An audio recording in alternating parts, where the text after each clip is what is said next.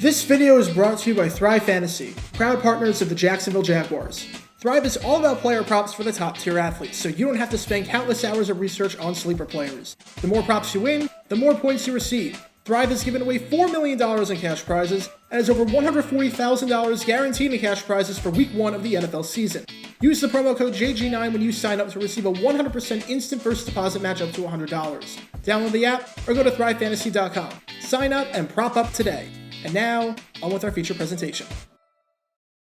In 1990, the New York Jets were looking for a brand new identity. They had just come off of a disastrous 4-12 season from 1989 that, considering the expectations for the team entering that year, is considered to be one of the worst years in franchise history. They had just fired longtime head coach Joe Walden, replacing him with Cincinnati Bengals offensive coordinator Bruce Coslet. Dick Steinberg was now the general manager. Owner Leon Hess wanted to send a message with these moves that the way the 1980s ended were unacceptable, and the 1990s were going to go a whole lot better. This was a new era of Jets football, and Coslet and company were going to put their stamp on the team. And the way they put their stamp on the team? They made what has to be the most surprising roster cut in the history of the franchise. Nobody whatsoever saw it coming. The player who got cut didn't see it coming. The player who wound up winning the starting job because of this move didn't see it coming. No one in the media speculated it, the fans didn't expect this whatsoever, absolutely nothing. It was somewhat of a bombshell. However, in 1990, when the Jets cut tight end Mickey Shuler, it stunned just about everyone. And this is the story behind the most shocking cut in Jets history. Before I talk about the cut, we need some context to understand the player in question, why he was so loved by Jets fans, and why the move was incredibly surprising to begin with. Our story begins in 1978, when the Jets drafted a tight end out of Penn State in the 3rd round by the name of Mickey Shuler. His numbers coming out of college weren't that impressive, as he had just 4 receiving touchdowns in his career, but the Jets were banking on him possibly becoming the tight end of the future once Jerome Barcom's time with the team was up. As a side note, I talked about Barcom in a previous video of mine, so if you want to learn more about his career, then click the card in the upper right corner. Shuler didn't see the field a whole lot over his first 6 seasons, as Barcom was primarily the one getting the reps and the targets at tight end. Through Shuler's first 6 seasons, he had less than 1,000 receiving yards, and had 83 catches in 79 games, averaging slightly under 14 catches per season. However, once the Jets decided in 1984 to cut Barcom and give the position to Shuler, everything changed. Because even though it took a while for Shuler to get his career kick-started, once he got on the field and got reps, he established himself as one of the best tight ends in the league. In fact, in the 5-year stretch from 1984 to 88, you could make a legitimate argument that Shuler was the best tight end in all of pro football. In 1984, he had 68 receptions for 782 yards and 6 touchdowns. He followed that up in 1985 with 76 receptions for 879 yards and 7 touchdowns, all of which were career highs. Shuler finished 7th in the league in receptions and only trailed Todd Christensen in receptions by a tight end. In 1986, Shuler made the first Pro Bowl of his career, as his very nice season where he had 69 receptions helped New York make it back to the postseason. And in 1988, Shuler was named a second-team All-Pro and a Pro Bowler for the 2nd time in his career after finishing the year with 70 receptions for 805 yards. And remember what I said about that 5-year stretch where Shuler may have been the best tight end in the league? Well, I looked at every tight end over that 5-year period to have at least 300 receptions, 3,500 receiving yards, and 25 touchdowns. Of all the tight ends that saw the field in that stretch, only one of them met all 3 of those criteria. That one player? You guessed it, Mickey Shuler. Whereas it was very easy to forget that Shuler existed over the first 6 years of his career because he was buried on the depth chart, over the next 5 years, every football fan in the country knew his name and knew what he could provide at the tight end position. Unfortunately, the 1989 season would not go as well for him. Most years, the Jets were a competent football team under the guidance of Joe Walden. In his first 6 seasons in charge of the team, the Jets never had a season with double-digit losses. While they couldn't ever really get over the hump, save for a 9-game winning streak in 1986 that came straight out of nowhere, they were never outright terrible. That changed in 1989. It was one of those seasons where everything that could go wrong for the team did. They finished with the 3rd worst offense in football and the 4th worst defense in football. They started the season with an abysmal record of 1-7. They got shut out in back-to-back home games. In one abysmal game against the Buffalo Bills, they had 154 yards of total offense and 9 first downs. And their point differential of -158 was the worst in the AFC, which is impressive because no other team in the conference had a point differential in the negative triple digits. Nobody really played well for New York that season. However, for Mickey Shuler, it was a season to remember for all the wrong reasons. Through his first 6 games, Shuler wasn't playing badly by any means, as he had 27 receptions for 298 yards. While he didn't have a touchdown, as the Jets were allergic to finding the end zone that season, his other numbers were right on track with what he had done throughout the second half of the 1980s, as despite being 33 years old, he was showing no signs of slowing down. He was on pace for a season with 72 receptions and 795 yards, which would have been almost identical to his 1988 season, where he had 70 receptions and 805 yards. So with that in mind, what derailed Shuler's season? Injuries. In a 29-14 loss to the New Orleans Saints, Shuler suffered a fractured hand, though how exactly he suffered it I'm not sure, since the injury occurred off camera and didn't come on a play where he was hit or was the intended target. Shuler played through the injury, as well as a rib injury that he suffered that caused him to miss the Raiders game, and unfortunately for him, 2 weeks later, he suffered an injury much worse than either of those. On October 29th, in a home game against the San Francisco 49ers, Shuler caught this pass from Ken O'Brien. At first glance, it doesn't seem too bad. However, as he went down, he suffered a knee injury. While it was only a sprained knee, it was severe enough where he was placed on injured reserve and was forced to miss the rest of the season.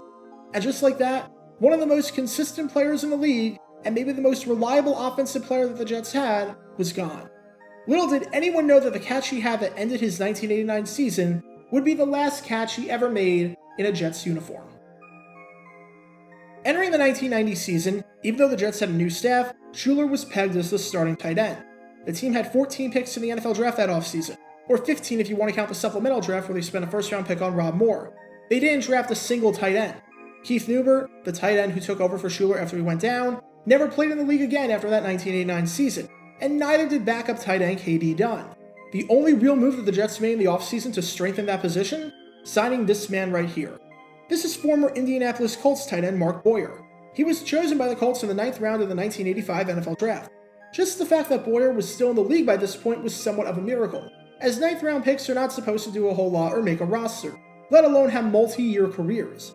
Of the 28 players chosen in the 9th round of the 1985 NFL Draft, 15 of them, or more than half the guys chosen, never played a single snap. And entering 1990, of those 28 players, Boyer was just one of 3 players to still be in the league, alongside backup running back Thomas Sanders, and arguably the greatest special teams player of all time in Steve Tasker. Boyer played 5 seasons with the Colts, but didn't do a whole lot filling the stat sheet.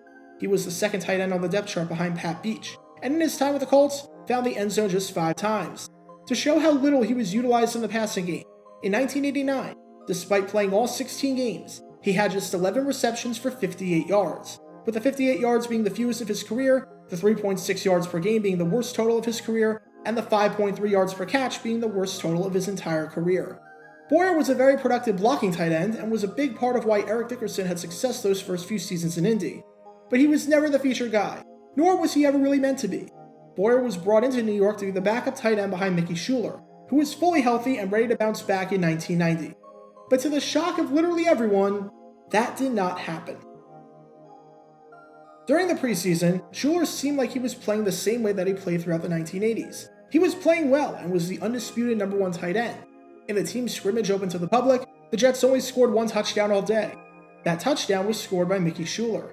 In their exhibition game against the Philadelphia Eagles, a 17-6 victory, Shuler scored a touchdown.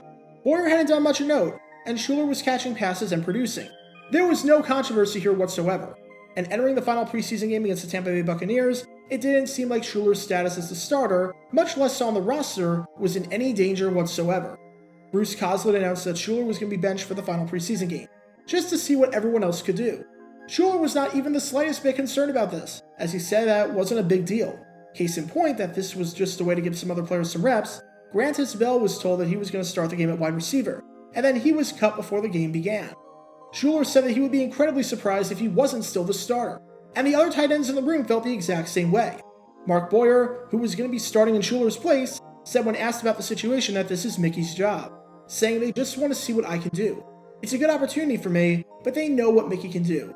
And even Coslet, who said that every position is to be won, said on the decision to change the lineup, I want to see how Boyer, Duffy, and who's the other guy? Baxter, do. If the coach is saying it's a competition, and then is blanking on one of the competitors' names and calling him the other guy, that should tell you just how serious of a competition this is.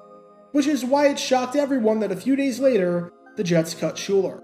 Not only did this mean that the team legend was gone, and not only did this mean that Boyer was now the starter, but this meant that when final cuts were made, Boyer was the only healthy tight end on the roster.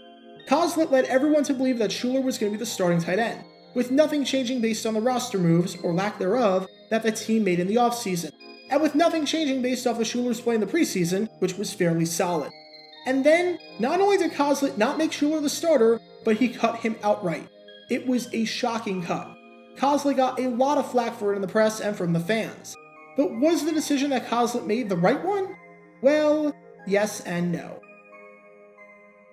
As it turns out, Shuler did not do a whole lot for the rest of his career in the NFL. He was picked up by the Philadelphia Eagles, serving as the backup tight end to Keith Jackson, who at this point was probably the best tight end in football. And in his 2 seasons with the Eagles, Shuler recorded a mere 24 receptions for 281 yards and no touchdowns. In Philly's 20-6 loss in the 1990 wildcard round to Washington, he didn't make a single catch. He had a stretch in 1990 where he went more than 2 months without so much as a touch on the football, and spent most of the 1991 season on injured reserve, never playing again after that 1991 campaign. In that sense, the Jets made the right call. Having said that, their faith in Mark Boyer as the number 1 tight end was somewhat misguided. Boyer played 3 seasons with the Jets and found the end zone just 1 time. Over those 3 years, he had 75 receptions for 636 yards, which would have been a fairly middle-of-the-road season for Shuler in his prime. Boyer suffered from some poor health, spraining his ankle in 1991, and having to miss part of that season because doctors saw a shadow in his chest. Fortunately, this was not cancer. Again, just the fact that Boyer lasted nearly a decade in the league, considering the fact that he was a 9th-round pick, is remarkable. However, he was not starting tight end material, as much as Coslet wanted him to be. In the over 60-year history of the franchise, it's tough to find a roster cut that's more surprising than this one. Mickey Shuler is the greatest tight end in the history of the Jets, and was one of the best tight ends in the 1980s. He leads the team in just about every major category for tight ends, and in 1990 was looking to continue his time in the green and white, and seemed poised to do it based off of all the reports. But then, he was shockingly cut by Bruce Coslet, ending his over decade-long career with the team. And more than 30 years later, the decision to cut Shuler remains infamous for being arguably the most shocking cut in the history of the franchise. Get your official Jaguar Gator 9 merchandise by going to jg9shop.com, and be sure to like this video, ring the notification bell, subscribe down below if you haven't already, as it helps the channel out a lot, and be sure to check out Twitch every Wednesday night at 9 p.m. Eastern for your chance to play NFL Trivia and win cash prizes, link in the description below. If you want to see videos like this condensed down to 60 seconds, then follow me on TikTok at JaguarGator9, and subscribe to 60-Second NFL History on YouTube. To see highlight videos of players throughout the history of the NFL, subscribe to JG9 Highlights. Also, special thanks to all of our Patreon supporters for helping the channel. Your support is greatly appreciated. See how you can become a patron and request future video topics in the description below.